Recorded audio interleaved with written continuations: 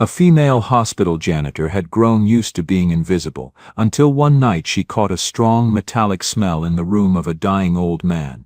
Without hesitation she slipped into the lab at midnight and ran an illegal test, knowing it was risky enough to cost her her job. But that bold, courageous act uncovered a truth that 20 of the hospital's top doctors had missed, saving the life of the dying billionaire and opening a bright future she had never dared to imagine. Before we continue, tell us what time it is and where you're watching from, and subscribe because tomorrow I've got something extra special for you. The thing about working nights at Mercy General is you become a ghost. People talk around you like you're furniture. They forget you have ears. They definitely forget you have a brain. But Mira Valdez remembered everything. Tonight, standing in room 417 with her mop, she smelled something that made her blood run cold. Metallic. Sweet. Wrong. Marcus Chen lay dying in the bed, machines beeping, skin yellow, hair falling out in patches. 23 specialists had examined him over the past 2 weeks. None of them knew what was killing him. His wife visited every morning, sitting by his bedside with red-rimmed eyes and trembling hands, watching her husband of 30 years fade into something she didn't recognize. But Mira knew. She'd spent 3 years pushing this mop through Mercy General's corridors, 3 years being invisible, 3 years since her scholarship evaporated, and her dreams of becoming a chemist died with her mother's medical bills. She cleaned floors now, emptied trash, existed in the margins of a world that had once promised her so much more, but her mind never stopped working. The yellowing at Chen's fingernail bases, the patchy alopecia concentrated near his temples, the gum discoloration she'd first noticed a week ago, the peripheral neuropathy that made his hands shake when he tried to hold his wife's fingers. She'd seen these symptoms before, in a toxicology textbook she'd studied until the pages fell apart, back when she was the brightest chemistry student Riverside University had ever seen. Back when professors told her she had a gift for seeing patterns others missed. Back when her future stretched out bright and certain before her mother's cancer diagnosis rewrote everything. Thallium poisoning. Someone was murdering Marcus Chen, one application at a time, and nobody with the authority to stop it was looking in the right direction. Mira moved her mop in slow, methodical circles across the floor, keeping her head down, her movements practiced and unremarkable. The door stood partially open, allowing her to hear fragments of conversation from the hallway where nurses gathered during their brief moments of respite. "It's heartbreaking," Patricia Hammond was saying, her voice carrying that particular exhaustion that came from watching patients die without understanding why. "Chen's wife keeps asking what's wrong, and we have no answers. Dr. Morrison brought in specialists from 3 different hospitals. They've run every test imaginable. I heard they're talking about calling hospice," another nurse replied. "By the end of the week probably. His organs are shutting down one system at a time. Whatever this is, it's aggressive and we're completely in the dark." The door swung wider, and Patricia entered with a fresh IV bag. "Still working on this room?" She didn't wait for an answer. "Hurry up. Dr. Morrison's bringing the whole consulting team through in 5 minutes. They're doing another evaluation, though God knows what they think they'll find that they haven't already tested for a dozen times." Patricia hung the bag with efficient movements, checked Chen's vitals with practiced hands and left without making eye contact with Mira. The invisibility was so complete, so total, that Mira sometimes wondered if she'd actually disappeared, if the uniform had somehow erased her from the visible spectrum of human awareness. She moved to the nightstand where Chen's personal items sat in careful arrangement. A framed photo of him and his wife on some tropical beach, both of them younger and laughing. An expensive watch that probably cost more than Mira made in 6 months. A phone with a cracked screen. And there, pushed slightly to the back as though to seem innocuous, a tube of prescription hand cream, the expensive kind, imported from Switzerland with ingredients listed in 3 languages. Mira lifted it carefully, studying the label with the trained eye of someone who used to read chemical compounds the way other people read novels. The ingredients looked standard, therapeutic, harmless, but when she opened the cap, that metallic smell intensified, flooding her nostrils with a scent she recognized from exactly one place, a graduate-level lab demonstration when Professor Chen, no relation to the dying man, had shown them how certain heavy metals could be masked in everyday substances. how poisoners throughout history had hidden their weapons in plain sight. Her pulse quickened, hammering in her throat. She knew that smell, had encountered it exactly once, but her memory was precise, photographic when it came to chemistry. The distinctive odor of thallium sulfate, barely detectable beneath the lavender and chamomile oils, but unmistakable to someone who knew what to look for. The door opened again. This time a man entered, tall, expensive suit cut to emphasize his athletic build, the kind of polished confidence that came from never being questioned or doubted. Stephen Walsh, according to the visitor badge clipped to his jacket. She'd seen him before, always bringing Chen small gifts, always staying just long enough to seem concerned without being intrusive, always leaving before medical staff could engage him in detailed conversations. He noticed her with the mild surprise people reserved for furniture that unexpectedly moved. Still cleaning. I'll just drop this off for Marcus and get out of your way. He placed a fresh tube of hand cream on the nightstand, identical to the one already there, and adjusted its position with unnecessary care, making sure it sat prominently within easy reach of Chen's right hand, the hand he naturally favored. Mira kept her eyes down, her hands busy with her cloth, but every cell in her body screamed attention to that simple gesture, too deliberate, too careful, too practiced. The movement of someone who'd done this many times before and had refined the ritual to perfection. He's really declining fast, Walsh said, speaking more to himself than to her, performing concern for an audience that didn't exist.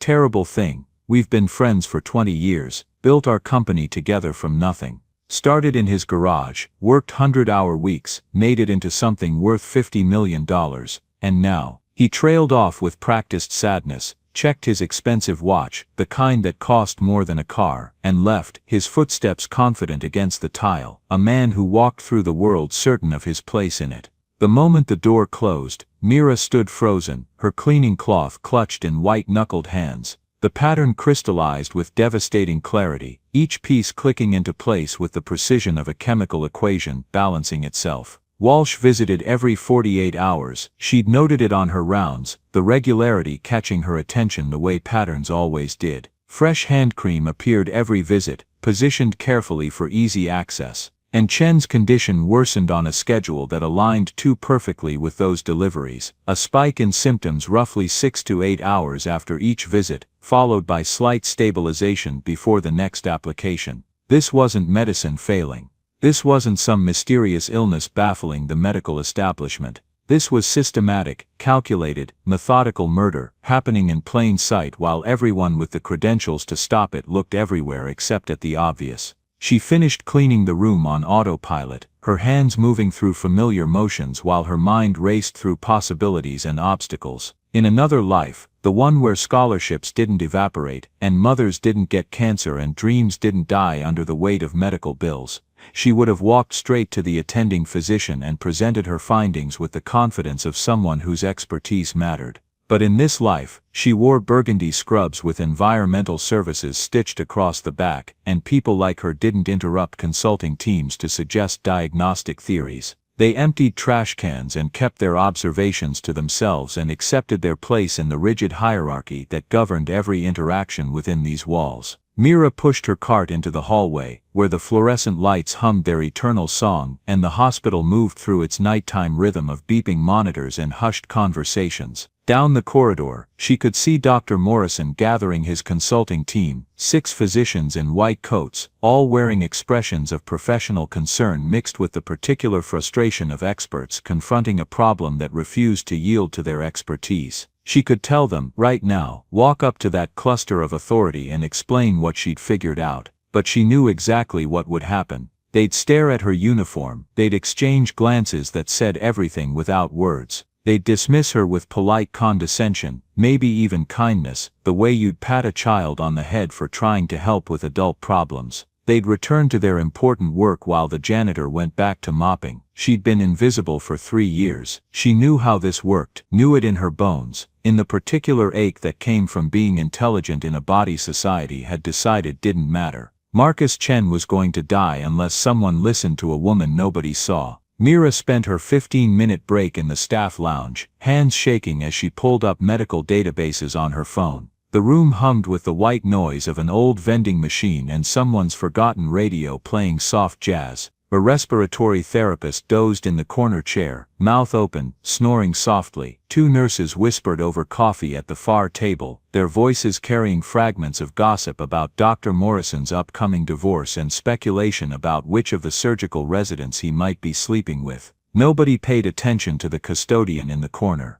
Every article about thallium poisoning confirmed what she already knew. Symptoms: peripheral neuropathy starting in the extremities, gastrointestinal distress, alopecia in a specific pattern, skin discoloration, neurological decline. Timeline: symptoms typically appearing within days of exposure, worsening with continued contact, fatal within weeks if untreated. Exposure method: most commonly through skin contact or ingestion, easily masked in cosmetic products or food. She had to speak up, had to force them to listen. A man was dying, and she held the answer they were missing. "Mira, your break's over." Patricia stood in the doorway, clipboard in hand, expression suggesting break time had been a generous gift that was now being recalled. "We need 417 deep cleaned. Dr. Morrison wants everything perfect for when Chen's family comes tomorrow morning. They're calling in hospice consultation. He's not going to make it much longer." Hospice. The word hit like a punch to the sternum, driving the air from her lungs. "Patricia."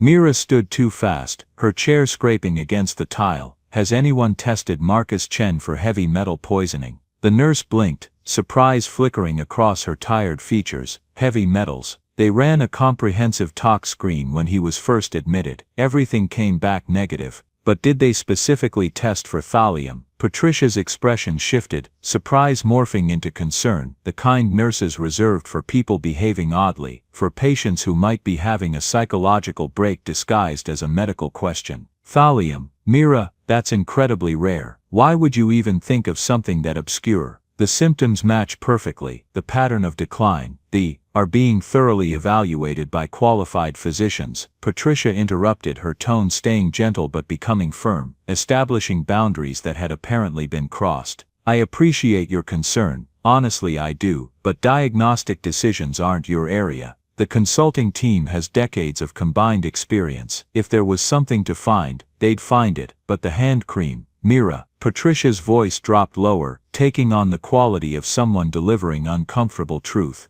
"I know you used to study chemistry or whatever before you worked here, and that's great, but you're not a doctor, you're not a nurse, you're not qualified to make medical suggestions, and frankly it's inappropriate for you to try. Focus on your cleaning duties, okay? That's what you're here for, that's what you're paid for." The dismissal landed softly but completely, a velvet hammer that left no room for argument. Mira nodded, swallowed the rising heat in her chest, anger and humiliation mixed into something that tasted like bile, and walked past Patricia into the fluorescent-lit corridor, where her cleaning cart waited like a faithful reminder of her place in the hospital hierarchy. She returned to 417, where Marcus Chen continued his slow decline toward death, and began the methodical process of making everything spotless for a family who would soon gather to say goodbye to a man who didn't need to die. Her hands moved with practiced efficiency, but her mind kept circling back to that tube of hand cream, to Stephen Walsh's careful placement of a fresh supply, to the pattern that was so clear it practically screamed its own truth into the void. She couldn't let this go. But how did you force people to listen when everything about you, your uniform, your title, your position in the social architecture of the hospital, told them not to? The door opened with its distinctive pneumatic hiss. Dr. Morrison entered first, followed by his full consulting team, 6 physicians in white coats and expensive shoes, their postures radiating the particular confidence of people accustomed to being the smartest in any room. They gathered around Chen's bed like priests conducting a sacred ritual, speaking in the coded language of medicine that Mira understood better than they realized. "Hepatic markers continue to rise," one said, scrolling through a tablet with practiced swipes. "Neurological function declining across all measured parameters. We're looking at multi-system failure with no clear etiology. Could be a variant autoimmune response," another suggested. A younger physician with wire-rimmed glasses and nervous energy. "Something attacking multiple organ systems simultaneously, or an undetected infection. Something opportunistic that's not showing up in standard cultures." The progression is too rapid for standard pathology. We're missing something fundamental here. They continued their discussion, brilliant minds genuinely baffled, while Mira cleaned the floor 3 feet away, invisible as furniture, transparent as glass. She straightened, still holding her mop, and cleared her throat. No one looked at her. She cleared it louder, the sound cutting through their medical discussion. Dr. Morrison glanced over with mild irritation, the expression of someone interrupted during important work. "We'll be done in a moment. If you need to finish the room, please come back in 15 minutes. Dr. Morrison," her voice came out steadier than her heartbeat, "I think you should test Mr. Chen for thallium poisoning." The room went silent. 6 physicians turned to stare at her with identical expressions of surprise shading rapidly into offense, as though the furniture had suddenly started offering medical opinions. "I'm sorry," Morrison said slowly, each word carefully enunciated. "Did you just attempt to make a diagnostic suggestion?" "Yes, sir. The symptoms match thallium exposure almost perfectly. The hair loss pattern, the peripheral neuropathy starting in his feet and hands, the gastrointestinal issues, the skin changes, the rapidity of decline, and you're qualified to make this assessment based on what exactly?" He let the question hang in the air, eyebrows raised, inviting her to confess her presumption. "I studied chemistry, advanced toxicology, she faltered under their collective stare, 6 pairs of eyes weighing and dismissing her simultaneously. "Before I worked here." One of the younger physicians actually laughed, a short incredulous sound that cut through the room like a scalpel. "So you're suggesting that 20 medical professionals, including 3 board-certified toxicologists, missed something you caught while mopping?" The humiliation burned through her chest, hot and sharp, but she forced herself to continue. "The hand cream, Stephen Walsh brings it every visit. If you test it, I think you'll find that's enough." Morrison cut her off, his voice going sharp now, all pretense of patience evaporating. "I don't know what gave you the impression that your custodial position includes medical consultation, but let me be very clear, it does not. We have protocols, we have qualified staff, we have years of training and experience, and we do not need cleaning personnel interrupting critical case discussions with theories based on." He gestured vaguely at her, at the mop, at everything about her that disqualified her from mattering in this space. "Whatever this is, but if you would just, this conversation is over. Please leave the room, now." Mira stood frozen for one terrible moment, feeling the weight of 6 professional dismissals pressing down on her shoulders like physical force. Then she gripped her mop handle, nodded wordlessly, and backed toward the door, her face burning, her throat tight with words that would never be heard. Just before she exited, she heard one of the physicians mutter, voice low but not low enough, "Can you believe that? A janitor playing detective. What's next? The cafeteria staff performing surgery." Soft laughter followed her into the hallway, the kind of casual cruelty that came from people who'd never had to fight to be taken seriously, who'd never been dismissed based on what they wore instead of what they knew. She pushed her cart toward the supply closet with mechanical precision, her face burning, her mind screaming that she was right. She knew she was right, but being right meant nothing when no one would listen. In the supply closet, a cramped space that smelled of bleach and industrial cleaning products and resignation, she finally let herself stop moving. Her hands shook as she gripped the edge of the industrial sink, knuckles white against the stainless steel. Marcus Chen was going to die. Stephen Walsh was going to get away with murder, and she was going to have to live with the knowledge that she'd tried to speak truth into a world that only heard people who looked a certain way, sounded a certain way, existed in a certain stratum of social acceptability.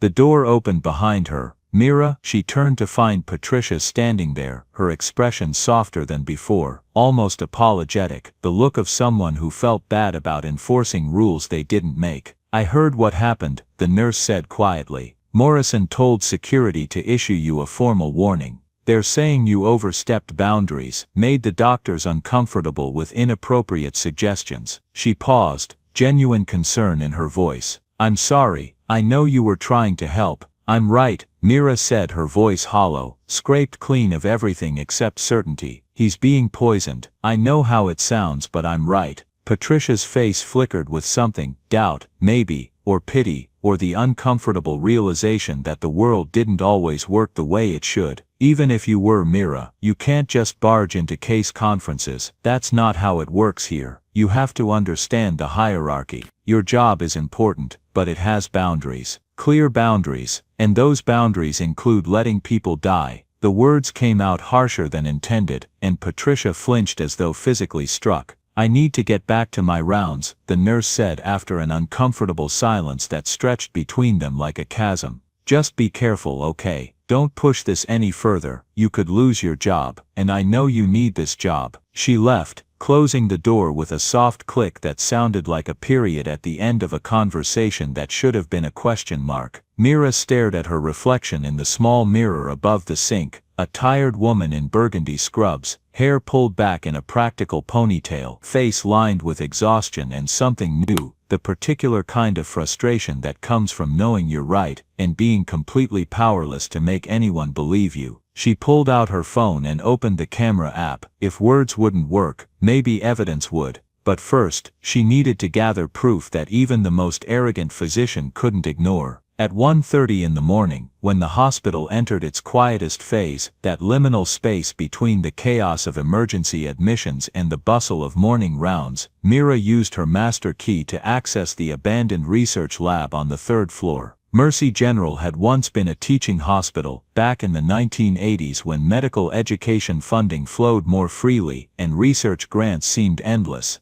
The research wing still existed, mostly empty now, except for storage of outdated equipment and forgotten files, but the basic infrastructure remained: sinks, ventilation hoods, even a few old microscopes gathering dust behind locked cabinets. She'd planned this carefully over the past 2 hours, mapping out routes, timing security rotations, identifying blind spots in camera coverage, knew which doors had functioning surveillance, which hallways the night guards patrolled on their rounds, which stairwells offered the most cover. 3 years of cleaning this hospital had taught her its rhythms and vulnerabilities better than anyone realized. The lab smelled of disuse and old chemicals, that particular combination of dust and decay and forgotten ambition, but it felt like home in a way her tiny apartment never quite did. She set up her materials with practiced care: sodium carbonate from the hardware store, distilled vinegar from the grocery, coffee filters and test strips from the 24-hour pharmacy. Not proper equipment, not even close to the sophisticated apparatus she'd used during her university years, but possibly enough to generate results that would force someone to take her seriously. First, she needed the sample. Back in 417 she worked quickly, heart hammering against her ribs. Marcus Chen lay unconscious, machines tracking his continued decline with soft beeps that measured out the remaining hours of his life. The hand cream sat on the nightstand exactly where Walsh had placed it hours earlier, positioned for easy access, innocent in its expensive packaging. Using a sterile specimen cup she'd taken from the supply closet, the kind used for routine urinalysis, innocuous enough that nobody would question its absence from inventory, she transferred a small amount of cream using a disposable tongue depressor. Not enough for anyone to notice the change in volume, just enough for testing purposes. As she sealed the sample, Chen's eyes flickered open, unfocused, pupils dilated, a dying man trying to make sense of shadows and movement in the dim room. "It's okay," Mira whispered, though he probably couldn't hear her, couldn't process words through the fog of his poisoned brain.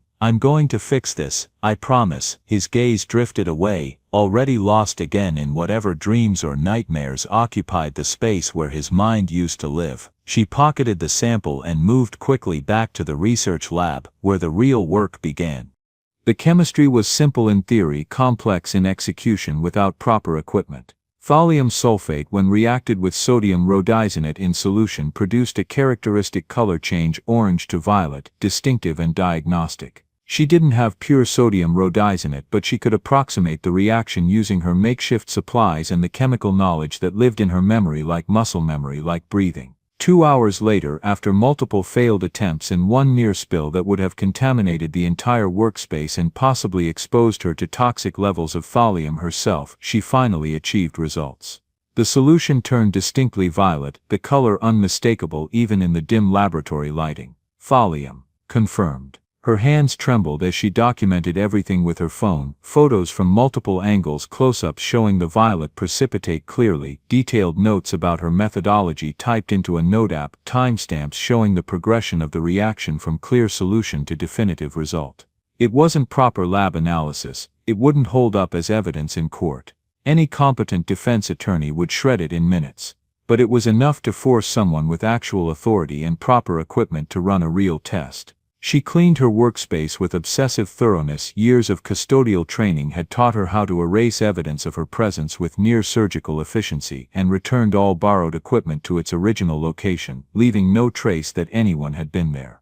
By 3:30 a.m., she was back on her regular rounds, pushing her cart through familiar corridors as though nothing extraordinary had happened, just another invisible worker moving through the hospital's nighttime routine. But her phone held proof that Marcus Chen was being murdered. Now she just needed someone to believe her. At 4 a.m., Mira returned to 417 for a final check before her shift ended and found something that made her blood run cold. The hand cream was gone. The nightstand sat empty except for Chen's phone and water cup. The space where the expensive tube had been now conspicuously vacant. Someone had removed the contaminated cream, either Walsh covering his tracks, sensing somehow that his method had been discovered, or a nurse following some routine protocol Mira didn't know about, innocently disposing of evidence. Her only physical evidence. Gone. Panic clawed at her throat, making it hard to breathe. Without the actual contaminated product, all she had were photos of a chemical test that proved thallium existed in some cream, somewhere, at some time. Any decent lawyer would destroy that in minutes, would point out the broken chain of custody, the lack of documentation, the impossibility of verifying what substance she'd actually tested. She needed the cream, or she needed Walsh to bring another tube, or she needed Miss Valdez. The voice behind her carried the flat authority of someone used to being obeyed without question, someone who dealt with problems by removing them. She turned to find James Kowalski, head of hospital security, standing in the doorway with his arms crossed and an expression that suggested this conversation wouldn't be pleasant. He was a former police officer she knew from breakroom gossip, pushed into early retirement after some incident nobody talked about, now wielding what remained of his authority in the smaller kingdom of hospital corridors. "Mr. Kowalski," she said, keeping her voice neutral, careful. "We need to talk. Step into the hallway, please." Her stomach dropped, but she followed him into the corridor, where the fluorescent lights felt suddenly harsh and exposing, where every camera angle seemed to focus on her face. "I've received multiple complaints about you," Kowalski said without preamble, pulling out a tablet and scrolling through what appeared to be an incident log. "Entering patient rooms outside your assigned cleaning schedule. Asking medical questions that aren't your concern. Disrupting physician conferences." And now he turned the tablet to show her security footage, grainy but unmistakable.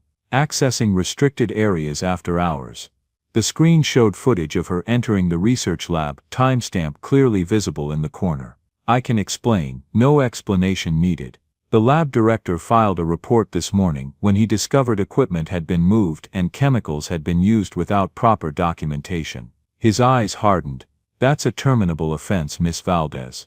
Possibly criminal, depending on what you were doing in there and whether you were stealing hospital property." The world tilted slightly, reality becoming unstable beneath her feet. "I was testing for thallium," she said, deciding that honesty was her only remaining option, that lies would only make things worse. "Marcus Chen is being poisoned, and nobody will listen to me, so I gathered evidence the only way I could." Kowalski stared at her like she'd just claimed aliens were stealing hospital supplies, his expression mixing disbelief with something that might have been concern about her mental state. "You're telling me you broke into a research lab to conduct an unauthorized chemical analysis because you think you've identified a poisoning case that an entire medical team missed?" "Yes. And you don't see how that sounds, how that looks from where I'm standing." "I see exactly how it sounds," Mira said, her voice rising despite her best efforts to stay calm, frustration overriding caution. "It sounds crazy, it sounds like someone overstepping, like someone who doesn't know their place. But Marcus Chen is dying, and Stephen Walsh is killing him with contaminated hand cream, and if you fire me or arrest me or whatever you're planning to do, at least get someone to test for thallium first. Please. Before it's too late." Kowalski studied her for a long moment, his expression unreadable, decades of police training making his face a mask. "Wait here," he finally said, and disappeared into a nearby office. Mira stood in the empty hallway, her career imploding in real time, her heart hammering against her ribs, wondering if doing the right thing was supposed to feel this much like committing professional suicide, like throwing yourself off a cliff and hoping someone would catch you before you hit bottom. 5 minutes later, 5 minutes that felt like hours, like days, like lifetimes, Kowalski returned with Dr. Morrison in tow. The physician looked even less pleased than the security chief, his face tight with anger barely controlled. "Miss Valdez," Morrison said icily, each word clipped and precise. "You were explicitly told to stay out of medical decision-making.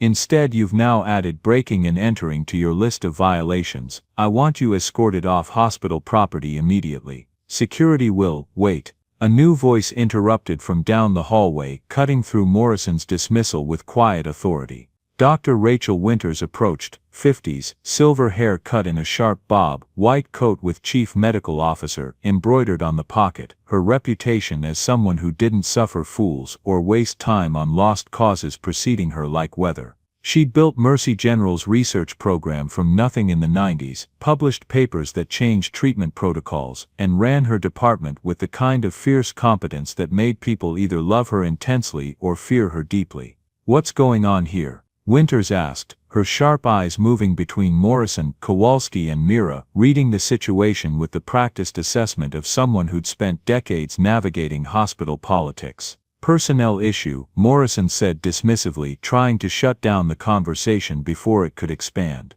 "Custodial staff member overstepping boundaries, being handled appropriately." By firing her at 4 in the morning in a hospital hallway, Winters turned to Mira, studying her with eyes that seemed to see through surfaces. "You're the one who suggested thallium poisoning to Marcus."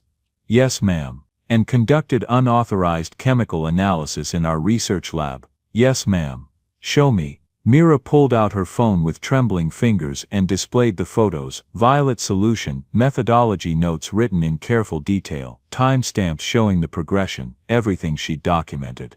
Winters studied each image with focused attention, scrolling slowly, occasionally zooming in to examine details, her expression unreadable. "Sodium rhodesonate reaction," she said quietly, speaking more to herself than to anyone else. "Crude methodology, improvised equipment, but the technique is sound. The color change is definitive." She looked up at Morrison. "When was the last time we ran a heavy metal panel on Chen?"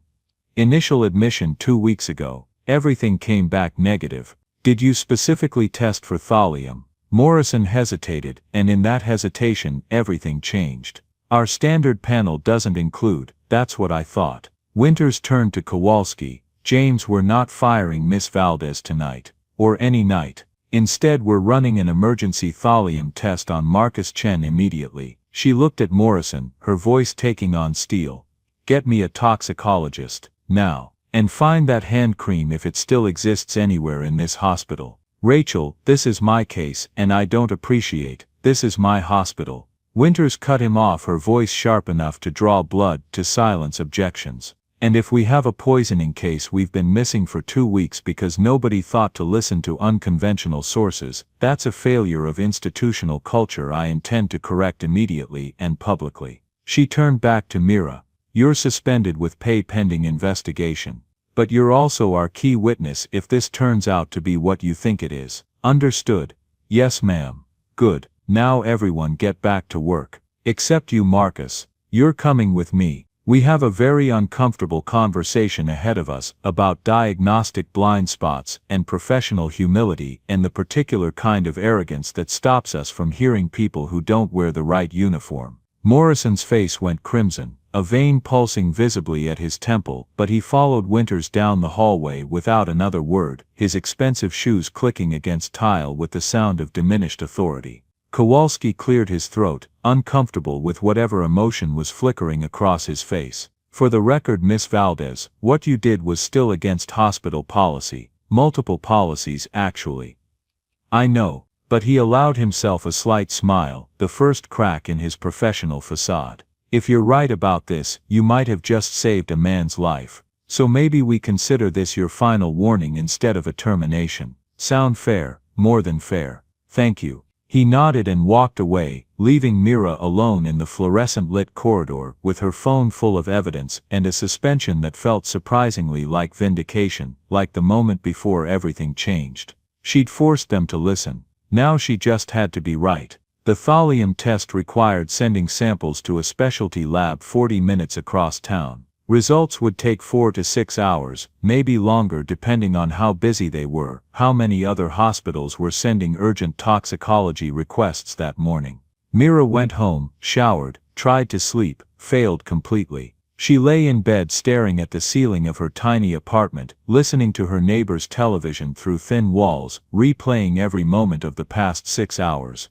The confrontation with Morrison, the humiliation in front of the consulting team, the break-in, the test, the violet solution that proved she was right, or proved she'd correctly identified thallium in some substance. Without the actual hand cream, without documented chain of custody, her evidence remained circumstantial, suggestive, but not definitive. What if Walsh had somehow switched the cream? What if the tube she'd tested wasn't the one he'd been applying? What if she'd made some error in her improvised methodology, generated a false positive through contamination or technique failure? Doubt gnawed at her as morning light crept through her window. At 11:15 a.m., her phone rang. Unknown number. She answered with her heart in her throat. "Miss Valdez, this is Dr. Helen Park from toxicology. Dr. Winters asked me to call you directly. The results are back from the specialty lab." Mira's heart stopped, then restarted at triple speed. "And thallium levels are critically elevated. Highest concentration I've seen in 20 years of practice. You were absolutely correct in your assessment." Park's voice carried genuine respect mixed with something like wonder. "We've initiated chelation therapy with Prussian blue. The police have been contacted and are bringing Stephen Walsh in for questioning. And Miss Valdez, you saved Marcus Chen's life. According to the toxicologist's report, he would have been dead by tomorrow morning. Possibly sooner." The words hit like a tidal wave, washing over her in a rush that left her breathless. "I thank you for believing me. Thank you for being persistent enough to make us listen when every institutional force was telling you to be quiet and stay in your lane."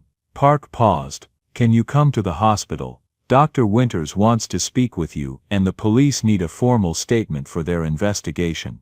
I'll be there in 30 minutes. Take your time, you've earned it." The bus ride into the city felt surreal, like moving through a dream where normal rules didn't quite apply. Other passengers read newspapers or stared at phones, living ordinary lives, having no idea that the woman sitting 3 seats from the back had just exposed an attempted murder that everyone with credentials had missed. When she arrived at Mercy General, the atmosphere had changed in ways both subtle and profound. Nurses who'd previously looked past her now stared with open curiosity, with something that might have been respect or might have been discomfort at having their assumptions upended. A resident actually held the door for her, making eye contact, murmuring "excuse me" as though she mattered. When she passed the 4th-floor nurses' station, Patricia Hammond met her eyes and nodded, not quite an apology, but an acknowledgement that something significant had shifted in the hospital's social architecture. Dr. Winters met her in the administrative conference room, along with Dr. Park, 2 police detectives in plain clothes, and Marcus Chen's wife, a small woman with red-rimmed eyes and clenched fists, wearing the exhausted expression of someone who'd been living on fear and coffee for too many days. "Miss Valdez," Mrs. Chen said before anyone else could speak, her voice breaking on the words. "They told me what you did. Everyone thought my husband was dying of some mysterious disease, but you knew. You figured it out when all those doctors with their fancy degrees couldn't." Her voice broke completely. "You saved him. How do I even begin to thank you for that?" Mira felt tears prickling behind her eyes, emotion threatening to overwhelm the careful control she'd maintained. "You don't have to thank me. I couldn't watch him die when I knew what was happening. But nobody else knew. Nobody else cared enough to look past what they were supposed to be looking at. The medical team cared deeply," Dr. Winters interjected gently, fairly. "They were simply looking in the directions their training and experience told them to look. Which is why we're all here." She turned to Mira. The detectives need your complete statement. Everything you observed about Walsh's visits, the pattern you noticed, your analysis of the hand cream. Take your time and be thorough. This is a criminal investigation now. For the next 90 minutes, Mira walked the detectives through every detail, every observation, every tiny piece of the pattern she'd assembled over 2 weeks of cleaning Marcus Chen's room. They recorded everything, asked clarifying questions, treated her observations with the serious attention of professionals who recognized expertise regardless of what uniform someone wore. "We recovered the hand cream from hazardous waste," one detective said, a stocky man with gray hair and tired eyes that suggested he'd seen too much human cruelty. "Initial field tests confirmed thallium sulfate at levels that would have been lethal within another 48 hours. Walsh apparently thought he was being clever, slow poisoning that mimicked natural illness, no obvious trauma, no reason for anyone to suspect murder. Perfect crime. Except it wasn't perfect," the other detective added, a younger woman with sharp features and sharper eyes. "He didn't account for the cleaning lady being smarter than he was. We've got him cold. Financial records show he took out a $2 million life insurance policy on your husband 6 months ago," she said to Mrs. Chen, naming himself as beneficiary through some business partnership clause buried in their corporate documents. "Motive means opportunity, it's all there." Mrs. Chen closed her eyes, tears sliding down her cheeks in silent tracks. 20 years of friendship, we trusted him completely. Invited him to our home. Let him around our children. "I'm so sorry," Mira said quietly, inadequately. "Don't be, you're the only one who saw the truth. The only one who cared enough to risk everything to save someone you didn't even know." After the detectives left, promising to be in touch about trial testimony, Dr. Winters gestured for Mira to stay behind. "We need to talk about your future here," the chief medical officer said once they were alone, the door closed, the room suddenly feeling smaller, more intimate. "What you did was extraordinary. Also highly irregular, somewhat illegal, and completely outside your job description. I've been in medicine for 30 years, and I've never seen anything quite like this." Mira braced herself for whatever came next, for the other shoe to drop. "Which is why," Winters continued, and something in her expression shifted, "I'm offering you a position in our toxicology department. Not as custodial staff, as a toxicology technician in training, with full tuition coverage to complete your undergraduate degree at Riverside University. We have a partnership program for promising candidates. If you accept, you'll work part-time here, while studying full-time there. After graduation, assuming you maintain adequate grades, and I suspect you will, we'll sponsor you through graduate school. Full ride. No debt." The room spun slightly, reality becoming unstable. "I don't understand. Why would you?" "Because you have something we desperately need more of in medicine, the ability to see patterns others miss. Raw talent that's been wasted pushing a mop for 3 years when it should have been pushing the boundaries of diagnostic medicine." Winters leaned forward, intensity in her eyes. "You identified a case of deliberate poisoning using improvised equipment and pure determination. You saw what 20 specialists missed. Imagine what you could accomplish with proper training and resources. We'd be fools not to invest in that kind of mind.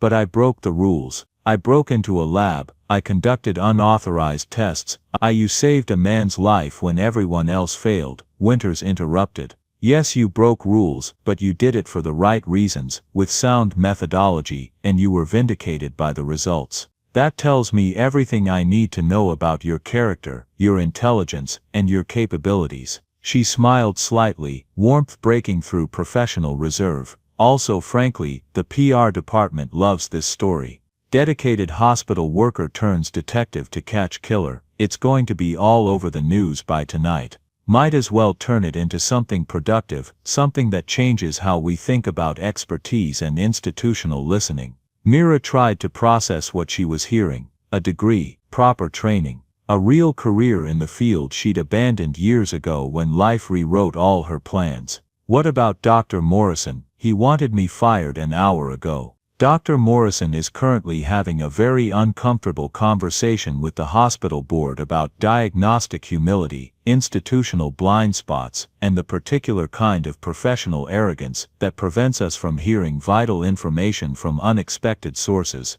He'll come around, and if he doesn't, Winters shrugged, he can take his ego somewhere else. I'm not running a hospital that fires people for being right when we're wrong. I need time to think about. Take all the time you need. The offer stands indefinitely, but Mira, Winters' expression softened genuinely.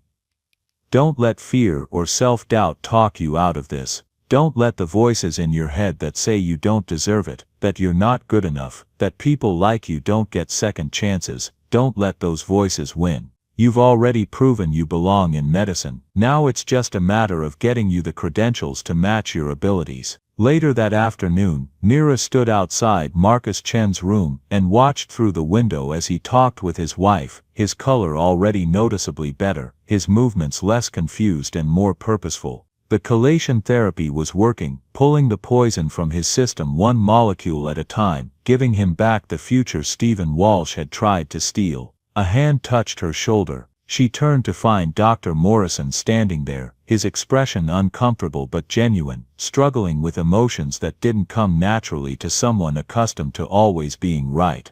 I owe you an apology, he said without preamble, the words clearly difficult for him. A profound one. I dismissed you based on your position rather than your observations. I let my assumptions about expertise blind me to evidence that was right in front of me, that was arrogant, unprofessional, and potentially fatal. You were right, I was wrong, and I'm genuinely grateful you were persistent enough to prove it despite my obstruction. Thank you, Mira said, unsure what else to say, uncomfortable with this reversal of power dynamics. Dr. Winters told me about her offer to you. I hope you accept it. We need people who think differently, who question our assumptions, who see what we miss when we're too focused on our own frameworks. He paused, struggling with the words, and for what it's worth, when you finish your training, I'd be honored to work with you as a colleague rather than having dismissed you as a custodian. I've learned something important from this, and I hope you'll give me the chance to prove that.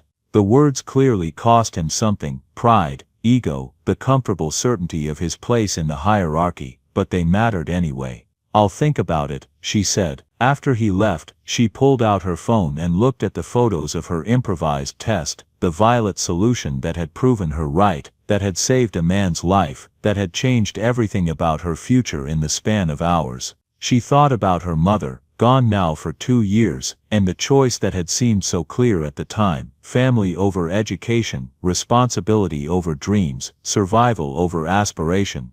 She thought about 3 years of being invisible, of being dismissed, of having expertise that nobody acknowledged because it came wrapped in the wrong uniform, spoken in the wrong accent, existing in the wrong social class. She thought about Marcus Chen, alive now because she'd refused to stay invisible when it mattered most, when a man's life hung in the balance. She opened her messages and typed a text to Dr. Winters, her thumb hovering over the send button for just a moment before she committed. I accept. When do I start? The response came 30 seconds later, as though Winters had been waiting, hoping. Monday morning, 7 a.m. Welcome to medicine, future Dr. Valdez. Mira smiled. The first genuine smile in longer than she could remember, pocketed her phone and walked toward the exit, no longer a custodian heading home after a shift, but a future toxicologist heading toward a life she'd thought was lost forever. The invisible woman had finally been seen, and nothing would ever look the same again. 3 days after the arrest, the hospital held a press conference that transformed Mira's story from local news into a viral phenomenon that spread across social media like wildfire. She stood awkwardly at the edge of the platform, wearing clothes borrowed from a friend because she didn't own anything appropriate for television cameras, while Dr. Winters, members of the hospital board, and the police chief took turns praising her extraordinary observational skills, her dedication to patient care, her courage in speaking truth to power.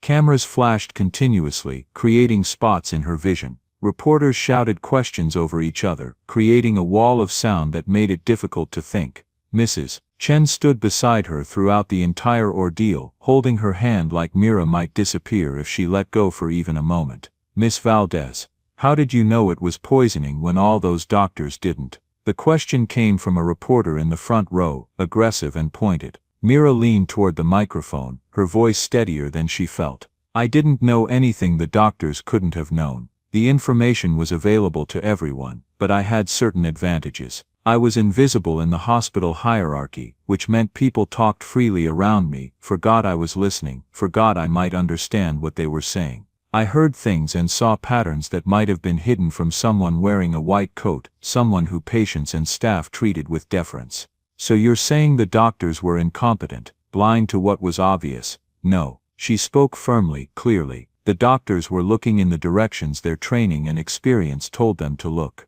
They were following protocols, applying expertise, doing exactly what medical education teaches. I was simply looking from a different angle, with different knowledge and different context. Medicine needs both perspectives. We need highly trained specialists, and we need people who can see the spaces between specialties, the patterns that don't fit clean diagnostic categories. Dr. Winters nodded approvingly from her position at the podium. But you risked your job, potentially your freedom to prove your theory. Why? Because Marcus Chen was dying and I knew why. What else could I do? Watch him die to protect my job security. That's not a choice anyone should have to make, but it's a choice many people in service positions face every day. The choice between speaking up and staying safe. The press conference continued for another 30 minutes, but that soundbite, about invisibility creating insight, about the impossible choices faced by people without power, played on every news channel that night, shared thousands of times on social media, quoted in think pieces about healthcare hierarchies and institutional listening.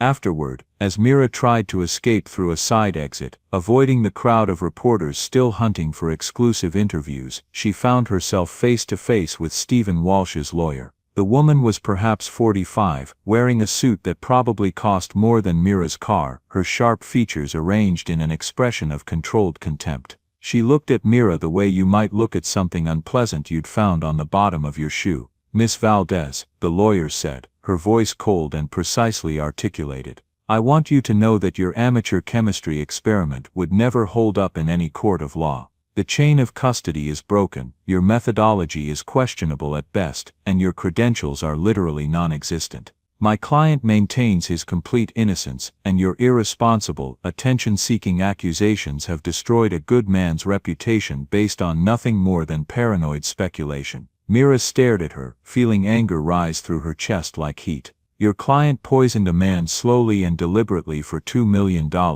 Official laboratory tests performed by certified toxicologists confirmed everything I found. If maintaining his reputation was his priority, maybe he shouldn't have committed attempted murder. Alleged attempted murder, and coming from someone who broke into hospital facilities to conduct illegal experiments with stolen materials, your moral authority is somewhat compromised, wouldn't you say? I saved a man's life. What exactly have you accomplished today besides defending someone who applied poison to his best friend's skin for weeks while pretending to care about him? The lawyer's eyes flashed with something dangerous. I'll see you at trial, Miss Valdez. We'll let a jury decide whose version of events they believe, the medical professionals who followed proper procedures, or the janitor who broke multiple laws while playing detective based on a college chemistry class she never finished. She walked away before Mira could respond, her expensive shoes clicking against pavement with the sound of threats and promises. The encounter left Mira shaking, anxiety flooding through her system. What if Walsh's legal team was good enough to create reasonable doubt? What if they convinced a jury that her evidence was tainted, her observations unreliable, her entire theory nothing but the conspiracy thinking of someone who'd watched too many crime shows and had delusions about her own importance? That evening, sitting in her small apartment with Riverside University admission forms spread across her kitchen table, her phone rang. Marcus Chen. She'd given him her number at the hospital.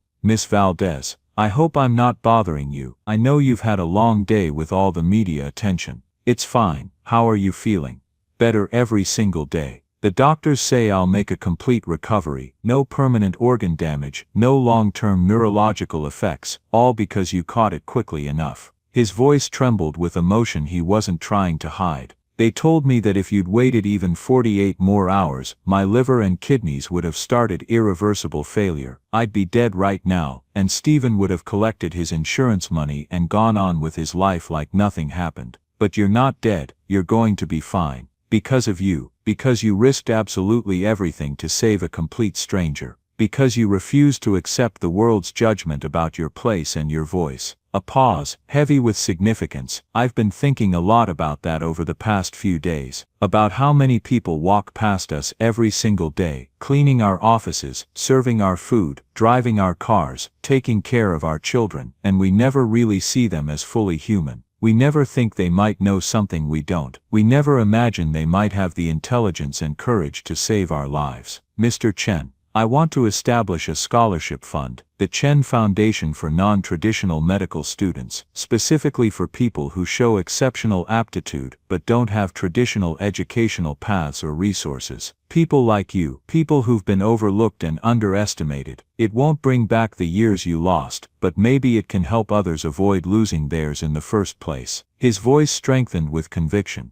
And I'd like you to be on the board of directors. Help us identify candidates who have the kind of insight you brought to my case, the kind of intelligence that exists outside conventional frameworks. What do you say? Mira felt tears burning behind her eyes, overwhelming emotion threatening to break through her careful control. I say yes, absolutely, completely yes.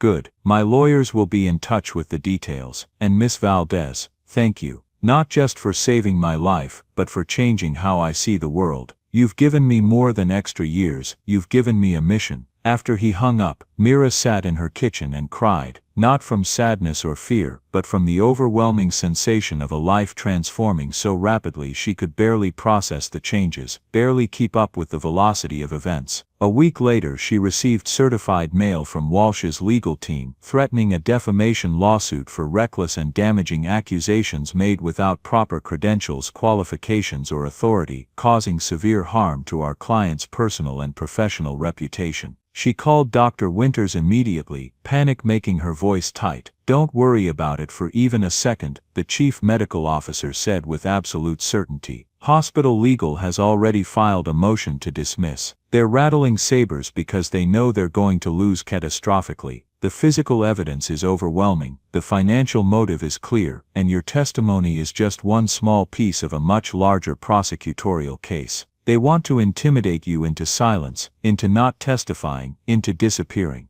Don't give them that satisfaction. It's working a little, Mira admitted, the intimidation, that's completely normal and completely human. But here's what you need to remember, what you need to hold on to. You were right, completely undeniably, objectively right. And being right doesn't require credentials or permission or social status, it just requires evidence and logic and courage. You had all three. Stand firm. We're standing with you. The words helped, but fear still lived in Mira's chest as the trial date approached. 2 months later, the trial began in a downtown courthouse that smelled like old wood and anxiety. Mira sat in the witness box on the third day of testimony, acutely aware of Stephen Walsh glaring at her from the defense table with barely contained fury, and answered the prosecutor's questions with the same methodical precision she'd used in her improvised laboratory work. Miss Valdez, please walk the jury through what you observed during your time cleaning Mr. Chen's hospital room. She did. The metallic smell that first caught her attention, the specific pattern of fingernail discoloration that matched textbook descriptions of heavy metal poisoning, the timing of Walsh's visits correlating perfectly with spikes in Chen's symptoms, the careful, deliberate way Walsh positioned the hand cream for easy access. Every detail she'd documented, every observation she'd made, laid out clearly for 12 jurors who watched her with expressions ranging from sympathy to skepticism. Walsh's attorney rose for cross-examination with a predatory smile that suggested he'd been waiting for this moment, preparing for weeks to destroy her credibility. Miss Valdez, you have no medical degree, is that correct? That's correct.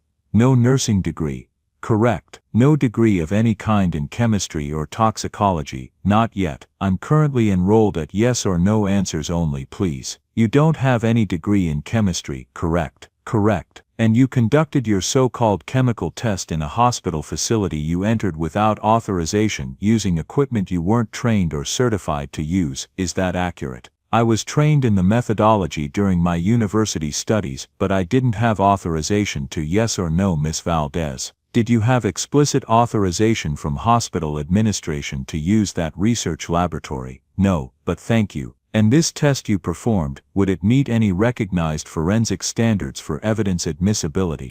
The sodium rhodizonate reaction is a recognized qualitative test for yes or no. Would your specific test performed under those specific conditions meet forensic evidentiary standards? Mira took a slow breath, remembering Dr. Winter's advice about staying calm, staying clear, not letting lawyers twist her words into weapons against her. No. Which is precisely why I performed it, not as definitive forensic evidence, but as a screening test compelling enough to make someone with proper equipment and credentials run a definitive analysis, which they did, and that proper forensic test performed by a certified toxicology laboratory confirmed my findings completely. The attorney's smile faltered slightly. You're very confident in your opinions for someone with no formal credentials or professional standing. I'm confident because I understand chemistry at a deep level, because I documented everything carefully, and because I was right. Credentials are valuable for establishing baseline competence, but they're not a substitute for actual evidence and sound reasoning.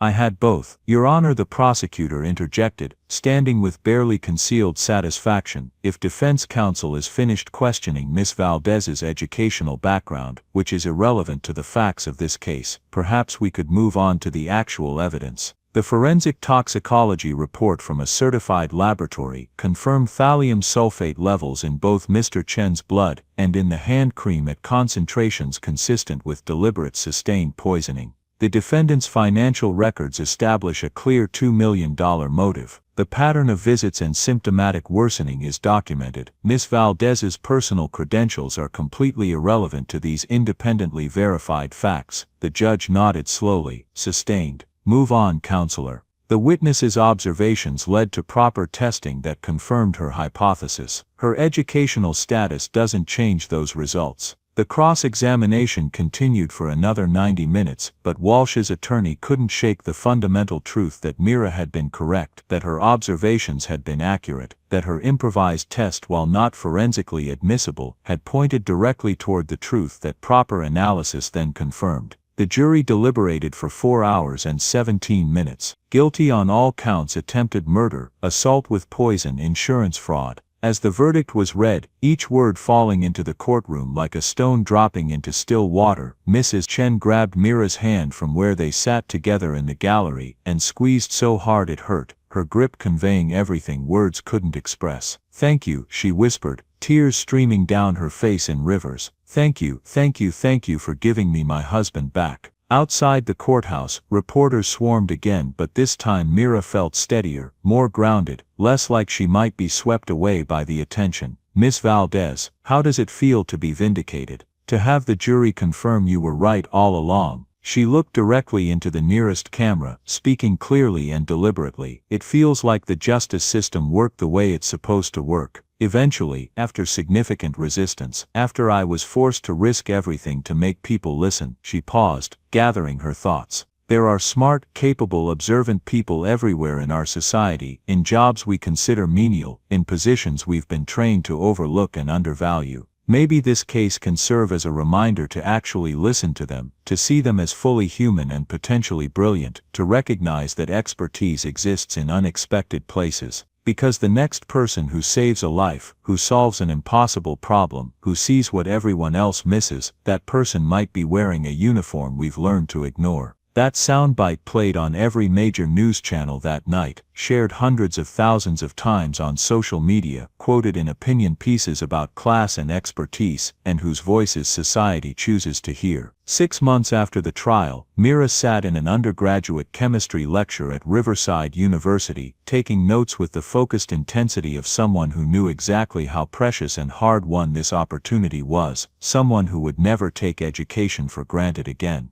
Professor Amanda Chen, still no relation to Marcus, paused her lecture on advanced spectroscopy techniques to make an announcement to the class. "Before we continue with today's material, I want to acknowledge one of our students. Many of you probably recognize Mira Valdez from news coverage earlier this year. She identified a case of deliberate thallium poisoning using improvised equipment and exceptional observational skills, ultimately saving a man's life when an entire team of specialists had missed the diagnosis. The professor looked directly at Mira. She's a perfect example of why I always tell you that chemistry isn't just about expensive lab equipment and impressive credentials. It's fundamentally about understanding how matter behaves and interacts, and that understanding can exist anywhere, can develop in anyone with curiosity and determination. Welcome back to chemistry, Miss Valdez. We're genuinely glad to have you here. The class erupted in spontaneous applause that made Mira's face heat with embarrassment and pride in equal measure. After class, 3 younger students approached her, their expressions mixing admiration with curiosity. Is it true you basically used household chemicals to test for heavy metal poisoning? Not exactly household chemicals, but yes, I improvised the sodium rhodizonate reaction using materials from a pharmacy and hardware store. It's more sophisticated than baking soda volcanochemistry, but it demonstrates that with proper understanding of chemical principles, you can adapt techniques to available resources. Could you maybe show us the methodology sometime, like as a demonstration? If Professor Chen approves the safety protocols, absolutely, but I'd honestly rather teach you the proper laboratory methods now that we have access to real equipment and proper safety measures. The improvised approach was born from desperation, not from good practice. They exchanged contact information, and Mira walked across campus toward Mercy General, where she worked 3 afternoons per week in the toxicology department as part of her training program. The transition from invisible custodian to visible medical student hadn't been seamless or comfortable. Some hospital staff still seemed genuinely confused about how to treat her, their learned hierarchies struggling to accommodate someone who'd moved between categories. A few older physicians remained overtly skeptical of her credentials, making comments about affirmative action and lowered standards that barely concealed their resentment. And occasionally, she caught former custodial coworkers looking at her with expressions that mixed pride and resentment, as though her transformation somehow highlighted their own stagnation, their own dreams deferred. But Dr. Park, her direct supervisor and increasingly her mentor, had become both advocate and friend. Your work continues to be exceptional, Park told her during their weekly one-on-one meeting. Your observational skills are extraordinary, and you're learning technical procedures faster than most graduate students. At this rate, you'll be ready for independent research projects by next year, maybe even publishable work. I still can't quite believe this is real sometimes, Mira admitted, voicing the imposter syndrome that occasionally crept in during quiet moments. 6 months ago I was mopping floors and emptying trash. Now I'm analyzing complex drug interactions and running mass spectrometry analyses on forensic samples. The cognitive dissonance is intense. The work isn't actually that different when you think about it, Park observed thoughtfully. Both custodial work and laboratory science require meticulous attention to detail, systematic thinking, pattern recognition, and the ability to see what others overlook because they're not paying close enough attention.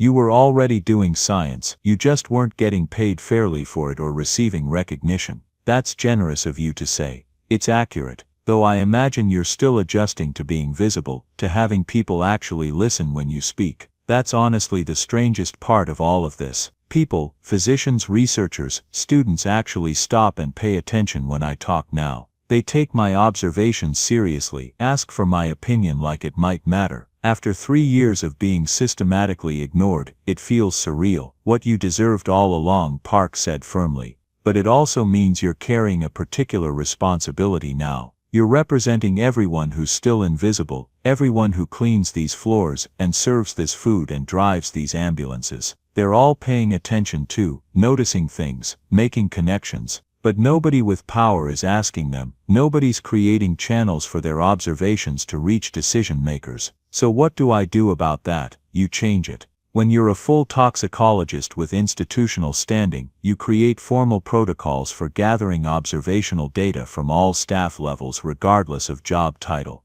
You build systems that make institutional listening part of how we practice medicine, not an occasional accident that happens when someone is persistent enough to force their way through barriers. Park leaned forward with intensity. You're not just becoming a chemist or toxicologist, Mira. You're becoming a voice for an entire class of people who've been systematically silenced by their job titles and social positions. That's genuinely powerful. Use it wisely and deliberately. The words settled into Mira with the weight of purpose and mission. That evening, she visited Marcus Chen at his downtown office. They'd established a pattern of monthly meetings to discuss the scholarship foundation they were building together, to review applications and select recipients, and plan for expansion. "We've received 247 applications for this cycle," Marcus told her, pulling up a detailed spreadsheet on his large monitor. "Single mothers working overnight shifts while taking community college classes during the day. Immigrants with medical degrees from their home countries who are working as hospital orderlies because their credentials aren't recognized here.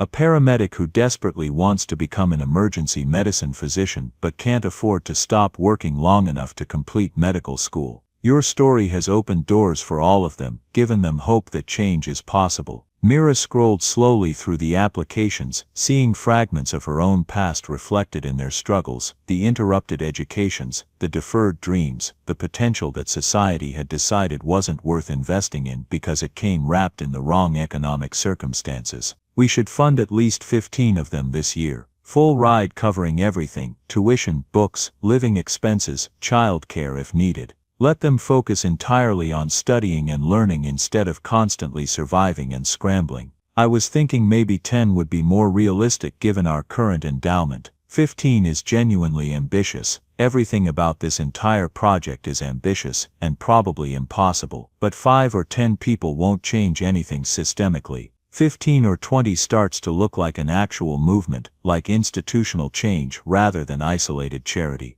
Marcus smiled with something like pride. "You've definitely gotten bolder and more demanding since you stopped pushing a mop around hospital corridors. I've gotten louder and more willing to advocate, but the boldness was always there, always present. I just couldn't afford to let it show, couldn't risk the consequences of being noticed when invisibility meant job security." They ultimately selected 18 candidates, even more than Mira had suggested, stretching their budget but maximizing impact, and announced the Chen Foundation's second annual scholarship class at a press conference that generated significant regional media coverage. Mira stood at the podium in borrowed professional clothes, looking out at the scholarship recipients sitting together in the front row with expressions mixing hope and disbelief, and felt the full weight of what had started with nothing more than a metallic smell and a dying man's discolored fingernails. "Every person in this room has a story similar to mine in its essential structure," she told the assembled crowd of recipients, donors and journalists. "Stories of interrupted education, dreams deferred indefinitely, potential that society looked at and decided wasn't worth the investment because it came in the wrong package, or from the wrong neighborhood, or in the wrong accent. But all of you kept learning anyway, kept growing, kept paying attention to the world around you, kept believing that your minds and your observations mattered even when everything in society told you they didn't." She paused, seeing several recipients wiping away tears, their emotions raw and visible. "This scholarship is saying loudly and clearly that you were absolutely right to believe in yourselves. Your observations matter. Your intelligence matters. Your voices and perspectives matter. And when you finish your education, when you're doctors and researchers and professors and experts in your fields, I want you to remember something crucial. Remember the people who are still cleaning the floors, still driving the buses, still serving the food, still doing the invisible labor that keeps our society functioning. See them, really see them as fully human. Listen to them when they notice things. Create channels and systems for their observations to reach people with power to act. Because I guarantee you the next person who saves a life or solves an impossible problem, or sees what everyone else has missed, might very well be someone that everyone else has been carefully trained to ignore." The applause was thunderous, sustained, genuine. Afterward, a young woman approached, early 20s, wearing a food service uniform with a name tag that said Rosa, scholarship acceptance letter clutched in trembling hands like a sacred document. "Miss Valdez, I'm Rosa Martinez. I'm going to study pharmacology. I work in the hospital cafeteria right now, and I see things. I notice how certain medications affect patients who come through our line, when drug combinations seem to make people confused or sick, patterns in who's getting better and who's declining. But nobody with actual authority ever asks me what I've observed, never thinks that the woman serving soup might have relevant medical insights." She smiled nervously, hopefully. "They will eventually though, right?" "Yes, they absolutely will," Mira said with complete conviction and certainty. "And while you're waiting for that eventually to arrive, I want you to keep taking detailed notes, keep observing carefully. Keep documenting patterns. And if you ever see something medically important that nobody with credentials is listening to, something where a patient might be in danger, you call me immediately. Day or night. I will always listen. I will always take you seriously. That's a promise. Understood? Rosa nodded, tears streaming down her face unchecked. Thank you so much. For making this possible, for showing all of us that transformation can actually happen, that we're not crazy for dreaming bigger than our current circumstances. You're not crazy, you're absolutely right to dream, and you're going to make sure this kind of opportunity keeps existing for all the people who come after you, who are still waiting for someone to see their potential. That night, sitting in her slightly larger apartment, funded now by her modest hospital salary instead of custodial wages, Mira opened her laptop to work on a research paper Dr. Park had invited her to co-author about unconventional diagnostic approaches and the value of non-traditional observations in complex medical cases. Her phone buzzed with an incoming call, unknown number from an out-of-state area code. She almost didn't answer, tired from the long day, but something made her pick up. Hello? Is this Dr. Valdez? Not yet, still working toward that. But yes, this is Mira Valdez, who's calling. My name is Jennifer Williams, I'm a night custodian at St. Michael's Hospital in Philadelphia. I read about your case in a medical journal article, and I think I'm pretty sure one of our patients is being poisoned too, similar pattern. But nobody here will listen to me, and I don't know what to do or who to talk to. Mira sat up straighter immediately, already reaching for a notepad and pen, her mind shifting into the focused analytical mode that had saved Marcus Chen's life. Tell me absolutely everything you've observed, Jennifer. Start from the very beginning, include every detail no matter how small or insignificant it seems. And Jennifer, I want you to know something important. I'm listening. I believe you, and we're going to figure this out together. 3 years after Marcus Chen nearly died from systematic thallium poisoning, Dr. Mira Valdez stood in her own office at Mercy General, reviewing complex case files as the hospital's newest staff toxicologist and the youngest member of the diagnostic consultation team. The office was small but unmistakably hers, a desk positioned to overlook the parking lot where she used to wait for buses after exhausting night shifts, walls decorated with her hard-earned diplomas from Riverside University, and prominently displayed on the shelf behind her desk, a framed photograph of herself wearing a burgundy custodial uniform. She kept that picture in a place of honor deliberately, a constant visual reminder of where she'd come from, why her perspective mattered, and whose voices she was responsible for amplifying. Her phone rang with an internal hospital extension. Dr. Valdez, we have a consultation request from Dr. Morrison. He has a patient with unexplained neurological symptoms, possibly environmental exposure. He specifically requested your input. Tell him I'll be there in 5 minutes. Morrison appeared in her doorway shortly after, looking simultaneously uncomfortable and respectful, a combination she'd grown used to seeing on his face whenever they worked together, the visible evidence of someone who'd learned genuine humility through painful experience. Mira, thanks for making time. I've got a 72-year-old woman presenting with rapid onset peripheral neuropathy, significant GI distress, unexplained hair loss. We ran our standard heavy metal screening panel, and everything came back negative, but something about the symptom pattern feels wrong, feels like we're missing something obvious. Did you test specifically for thallium? She asked automatically, the question that had become almost reflexive. First thing I thought of after the Chen case 3 years ago. Tested specifically for thallium, and it came back negative. But the overall symptom constellation is similar enough that I wanted your eyes on this before we start pursuing more exotic diagnoses. The fact that he not only valued her opinion but actively sought it out still felt slightly surreal sometimes, even after 3 years of building her reputation and proving her worth repeatedly. I'll come take a look at her myself. Give me the room number and I'll head up immediately. An hour later, Mira stood beside the elderly patient's bed in the critical care unit, observing with the same meticulous attention to detail she'd learned during her years of invisibility, the subtle signs that most people walked past without truly seeing because they were focused on obvious symptoms and standard diagnostic categories. But this time, something different caught her specialized attention.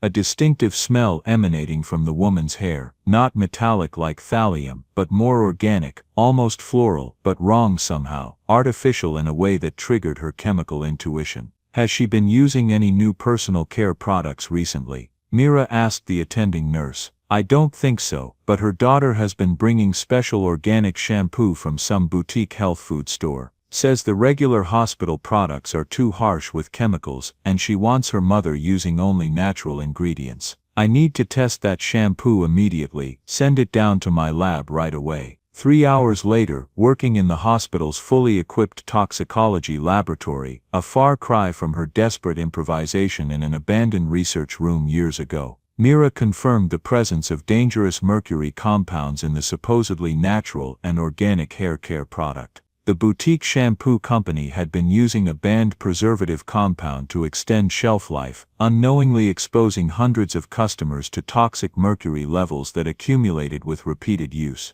The patient's well-meaning daughter had been accidentally poisoning her mother with every careful, loving wash, never suspecting that organic didn't necessarily mean safe. When Mira called Morrison with her findings, he was silent on the line for a long moment. How do you keep doing this? How do you consistently see things that the rest of us miss even when we're looking carefully? I look at the things people habitually ignore or dismiss as irrelevant, the personal items patients bring from home, the small environmental details and daily habits that don't make it into official medical charts, the observations from family members and nursing staff that get filtered out before reaching physicians. She paused, thinking about how to articulate her process. It's fundamentally the same skill I developed and refined when I cleaned these floors, noticing what people overlook because they're focused on what they consider bigger or more important things, seeing patterns in peripheral vision. Well, you just prevented serious suffering and possibly saved this woman's life. Again, the manufacturer is being immediately notified, there will be a product recall, and our patient should recover fully with proper chelation therapy. He paused with what sounded like genuine emotion. And Mira, thank you, not just for this case, but for being persistent enough to finish your education despite all the obstacles. We genuinely need you here. The hospital is better because you refuse to stay invisible. After he hung up, Mira allowed herself a small private smile of satisfaction. She'd traveled an impossibly long distance from the invisible woman with a mop who'd first smelled something wrong in Marcus Chen's room. But the core of who she was hadn't fundamentally changed, still observing carefully, still questioning assumptions, still seeing patterns and connections others missed because they weren't looking in unexpected places. The only real difference now was that people with power and authority finally listened when she spoke, finally took her observations seriously, finally recognized her expertise as legitimate and valuable. Her computer chimed with an incoming email notification. Subject line: Chen Foundation Scholarship Program, graduating class of 2028 inches. She opened it eagerly to find photos and brief biographies of their latest scholarship recipients, 32 students this year, up dramatically from the original 12 3 years ago. A bus driver studying epidemiology and public health. A home health aide pursuing her nursing degree while raising 3 children alone. A hospital security guard who wanted desperately to become a forensic pathologist. An immigrant janitor with an engineering degree from his home country finally able to get proper certification. All of them people that society had systematically taught itself not to see as fully human or potentially brilliant. All of them now carrying expertise and perspectives that the world was slowly grudgingly learning to recognize and value. Mira forwarded the photos to Marcus Chen with a simple message: look at what we've built together, look at how many lives we're changing. His reply arrived within seconds: look at what you started by refusing to be silent. I just provided money. You fundamentally changed the entire conversation about who gets to be considered an expert and whose observations matter. That's genuinely revolutionary. She stood and walked to her office window, looking down at the hospital parking lot where she used to catch the bus home after exhausting night shifts, invisible and undervalued, and carrying knowledge nobody with credentials thought to access. The parking lot looked subtly different now. Or perhaps she simply looked at it with different eyes, saw things she'd missed before in her own exhaustion and survival mode. Either way, she could see clearly now: the environmental services worker emptying trash bins with methodical precision and careful attention, the food service employee navigating heavy delivery carts through evening traffic, the countless people whose essential labor kept the hospital functioning smoothly but whose minds were never consulted, whose observations were never formally requested, whose intelligence was never automatically assumed based on their uniforms. She wondered how many of them were noticing important things right at this moment, seeing patterns and making connections, drawing conclusions, waiting patiently or impatiently for someone with actual authority to ask them what they'd observed. Her phone rang again. Dr. Park's number. "Mira, I need you in the main conference room immediately. We've got a genuinely baffling medical mystery that has everyone completely stumped. Patient in critical condition, symptoms don't match any known diagnostic category, and we're running out of time. I want completely fresh eyes on this case, someone who thinks differently than everyone else in that room. I'm on my way right now." She grabbed her white coat, still felt special and significant every single time she put it on, even after 3 years of wearing it professionally, and headed purposefully toward the conference room where a full team of physicians waited to hear what insights the former janitor might offer that they couldn't see from inside their expert frameworks. As she walked through the familiar corridors of Mercy General, she thought about Jennifer Williams, the custodian from Philadelphia who'd called her 3 years ago about another suspected poisoning case. Jennifer was in nursing school now, excelling in her toxicology courses, planning to follow the same unconventional path Mira had carved through sheer determination and refusal to accept society's limitations, and there would be others. Many others, more Jennifers, more Rosas, more people who'd spent years being systematically invisible, quietly accumulating expertise and insights in society's margins, patiently or impatiently waiting for their chance to step into the light and be recognized as fully human and potentially brilliant.